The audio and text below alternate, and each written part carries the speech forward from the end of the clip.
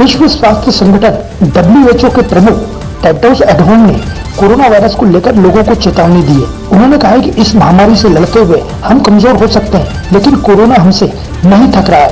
Tedros WHO की मुख्य वार्षिक सभा में बोल रहे थे। बिहार में सभी 243 विधानसभा सीटों के नतीजे घोषित हो गए।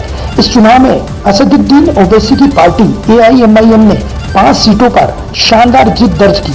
इस जीत को लेकर कांग्रेस के वरिष्ठ नेता दिग्विजय सिंह ने आरोप लगाया है कि AIMIM ने बिहार चुनाव में बीजेपी की मदद की है। बिहार विधानसभा चुनाव के परिणाम के बाद अब अप्रैल मई में 2021 में बंगाल में विधानसभा चुनाव होना है।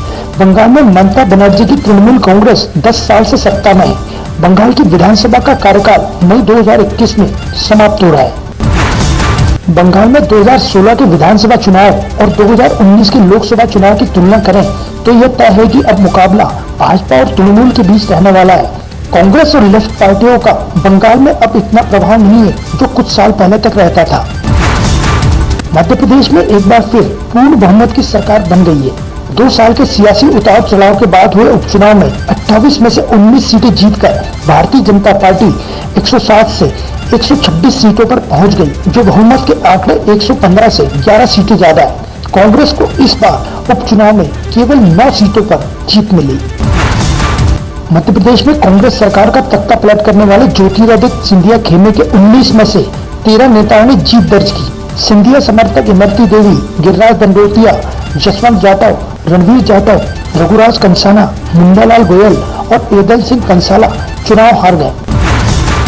मध्य प्रदेश के नर्सिंग कॉलेज संचालकों ने फीस में 30% बढ़ोतरी करने का प्रस्ताव दिया था। इस प्रस्ताव को राज्य सरकार ने रद्द कर दिया।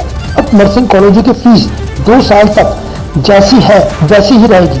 हर साल फीस कमेटी 3 साल के लिए मध्य प्रदेश के नर्सिंग कॉलेजों की फीस तय करती है। वित्त मंत्री निर्मला सीतारमण ने बैंकों को निर्देश दिया है कि वे मार्च 2021 तक सभी खातों को उनके खाता धारकों के आधार नंबर से जोड़ दें।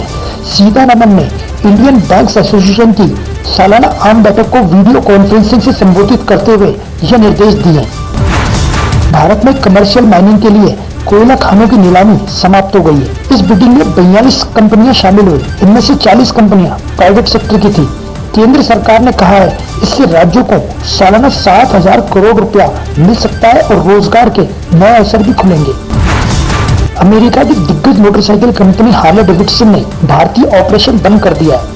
इससे कंपनी के डीलर्स के सामने संकट पैदा हो गया है, जो भारत में हार्ले डेविडसन का काम करते थे। अब भारत के हार्ले डेविडसन के डीलर कंपनी के खिलाफ केस दायर करने की तैयारी कर रहे हैं।